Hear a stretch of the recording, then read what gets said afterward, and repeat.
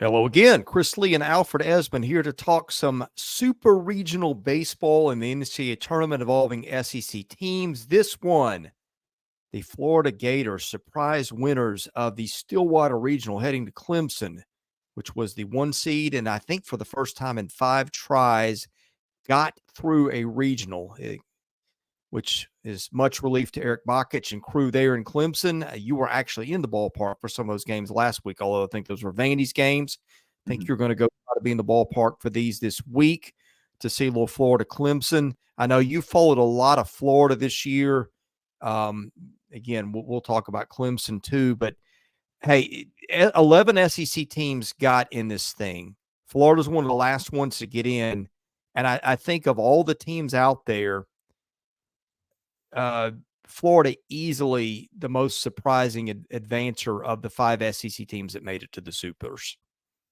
Yeah, certainly. I mean, this was a team, right around 500 all year and kind of just struggled and, were dragging their feet all year through the season, it seemed. And we all knew, this roster and what they were capable of, and they just never seemed to accomplish that. And, they didn't really even have a good SEC tournament to kind of, precursor anything happening like this. But it's very, very cool and very interesting. I mean, there's plenty of SEC teams that got knocked out this weekend who I expected to be in this weekend compared to Florida. And I mean, that's baseball. Here they are, playing Clemson for a chance at Omaha.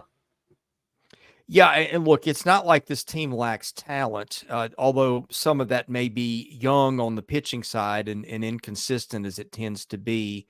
But this is one of the top home run hitting teams in the country. You had 6 guys that hit at least 13 home runs, although one of those, Ty Evans, who I think is their best hitter, not named Jac Caglianone, is done for the year with an injury. But Caglanone hit 31 bombs this year, slugged .847 with an on-base percentage of .526. You had Colby Shelton, their shortstop, who was Alabama's third baseman last year, did hit 20 bombs. The other numbers were probably not up to Colby Shelton standards, 384 on base, 583 slugging. Those are, I'm not going to say they're pedestrian numbers in this day of college baseball, but there's a lot of guys that can do that. But still, very talented player. You have Cade Curlin with 15 bombs, Luke Heyman with 15. Brody Donay actually had 11. Forgot about him. He and Heyman split the catching duties. And then you had some guys in this thing that came out of nowhere. Ashton Wilson being that guy. Mm-hmm. Charleston Southern transfer was a real hero for him. This is an offense that maybe doesn't get on base as much as you would like, but it's capable of hitting out of the ballpark. And look, Clemson's a place where the ball can really get out. So you got to be careful when pitching to Jac Caglianone and company here.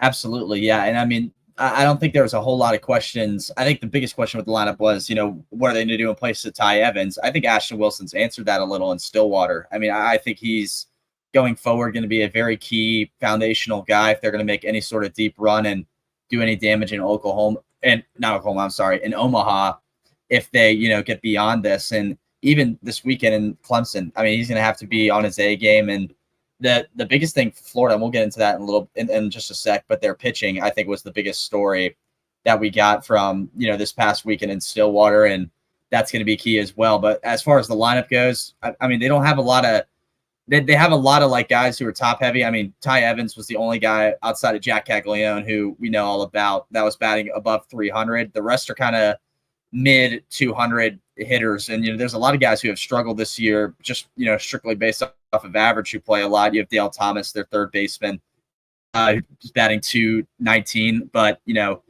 I just think overall they're getting good at the right time. And it's all coming together and all working. They didn't really need to have this explosive kind of offense with the pitching they had. And who knows, maybe they can use that to their advantage going up against Clemson. Yeah, and even is a good point you made. Some of these lesser guys, Dale Thomas did some things to help him get through this regional last weekend. Michael Robertson, a guy that can hit a bomb every once in a blue moon, had a disappointing season. I think he led them in hitting in the fall. So it's a lineup that's got some talent, even if it took them a little while to really get going. I mean, Florida played a tough schedule too. Number one ranked schedule in the country. So if some of these numbers weren't quite what you wanted, especially on the pitching side, That's where we're going now. There's a reason why. All right, Jac Caglianone headlines the pitching staff, 67 innings. We'll walk some guys, walk 47, 76 strikeouts. He's got a high 90s fastball. But really, they had a lot of guys that carried them through the regional win, and they had to piece it together 3-4 innings at a time with this guy and that guy. And okay, we won yesterday. Let's try it the next day with this guy. It felt like all the buttons Kevin O'Sullivan pushed in Stillwater on that pitching end really worked. Yeah, it did. And it was very, I don't want to say unlike Kevin O'Sullivan. We know how he is with his pitching and, when he takes guys out, but I think it was a little unlike him in the sense that he let some guys go on forever. I mean, I'm sure everyone, if you watch college baseball, you saw Brandon Neely in that night game. I guess Sunday against Oklahoma State. He went 100+ pitches and he made a start. He made a complete. Yeah. He made a start and he didn't even start. He came out in relief and it worked out. I mean, he had 11 strikeouts that outing and somewhere around 4 or 5 innings, and it was really good. And I think if anything, this pitching staff had to, really, really bring it. And they were exploited out the wazoo this weekend, and they still delivered. And it was very good to see. I loved the Monday game. They started Jac Caglianone, and they kind of rode him a little bit, and then they split it up evenly afterward with Menendez and then Fisher Jameson, who I think is going to be a big arm this series because, we know what he's all about. He is young, but he delivers, a lot of good innings for them at times. And I think he's one of the bigger arm names as well, too. 67 strikeouts and 56 innings of work. Yeah, coming out of the pen, they might use him for both games if they kind of want to get the wins and get out quickly as possible against Clemson. Easier said than done, but he's a name I'd throw into that pot as well. But yeah, I mean, the biggest thing with Florida was their pitching because all season it was just kind of like, they're not doing what they're supposed to be doing, and it's hurting them, and it's giving up these games, and they're just putting themselves into a deeper hole. And here we are in the postseason, and they're turning it up a notch. And I mean, Florida's kind of I'm not saying they've made a run, but they're poised and on the brink of making a big tournament run this postseason. Yeah, and look, if you just look at ERAs, you look at this staff and like, boy, that's a weak. These guys that got talent. I mean, Fisher Jameson, Caglianone's going to be drafted top 5 overall, though that's more for the bat. But you never know; he could get a 2-way shot. I would be a little surprised. Brandon Neely, Liam Peterson, Ryan Slater, Cade Fisher, all really talented guys. Luke McNeillie, all those guys gave Kevin O'Sullivan good bits of work here and there. They just couldn't put it together consistently. Again, the schedule's part of that. Even look down the list. If you know nothing about this team, Pierce Coppola, 9.16 ERA, 18 2/3 innings. Pierce Coppola was a guy 3-4 years ago, was maybe a first-round pick. Big lefty who throws extremely hard. He missed most of 3 years with arm injuries, and he's coming back now sometimes in spots. The Arkansas game, I remember, looked great. So these are guys that have talent that they can tap into. It doesn't always happen, but sometimes it does happen, and Oklahoma State found out that Florida's got enough pitching talent to get to a regional. But let's talk about Clemson here, because teams that hit home runs are kind of the theme of the tournament. You've got to have a lot of big bats for the most part to get this far. There are some teams that haven't, Kentucky being one of them. They get their runs in different ways, but they're exception to the rule here. You got Blake Wright with 21 home runs. Jimmy Overtop, their catcher, had 20. Jacob Hinderleider, the shortstop, had 13. Eric Bakich's club is very offensive heavy. And again, that park is a park where the dimensions are short and the ball can get out. And home runs may decide some of these games. Cam Cannarella, guy that's been around a long time too. He's got 10 bombs. I think that's what we'll be watching there is, can Florida keep these guys in the yard? And that's difficult to do in that place. It is, yeah. I mean, this Clemson team, I'm just big, on just getting a first glance. They're a team that can flat out just hit. I mean, I'm going down the list, and that's 1, 2, 3, 4, 5, 6, 7, 8, 9 guys that are hitting 300 plus. Granted, the at-bat totals are different for each one, but in their sample sizes, you have that right there. And they have a ton of guys who, have been waiting forever to get past the regional, like you said, and here they are, and they have a chance to do that, and a chance to do that in their own ballpark here. And Cam Cannarella is the biggest name here. OPS of almost 1. The home runs 10, nothing too crazy, but with all due respect, it is pretty good. 56 RBIs. Walks up at 33 as well. He likes to get walked a good bit, and there's a lot of other guys who like to get walked a good bit too. Aidan Mathis, 46 walks, or 42 walks. I'm sorry, 46 walks is Jimmy Overtop. 48 or 15 walks and 25 walks for Jacob Hinderleider, and then who's that down there? Jared Purify as well. So, they have a lot of guys. They can get on base in different ways. They score in different ways. They're really dynamic on offense. And Florida, if they're going to want, any shot at winning this, not saying they can't. We've been shown that they can, but they're going to have to pitch their A game once again. And that's going to be the biggest story, I think, will be this Clemson lineup going up against this Florida pitching.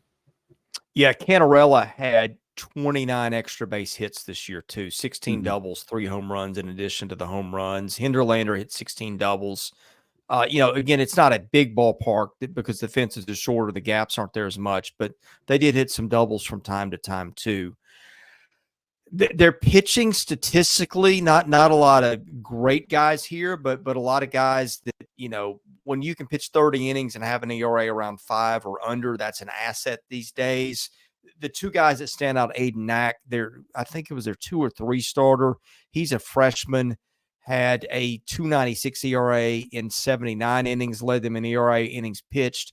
He was a true freshman, although the results did wane a little bit down the stretch, but he did strike out 103 guys. He's probably their best.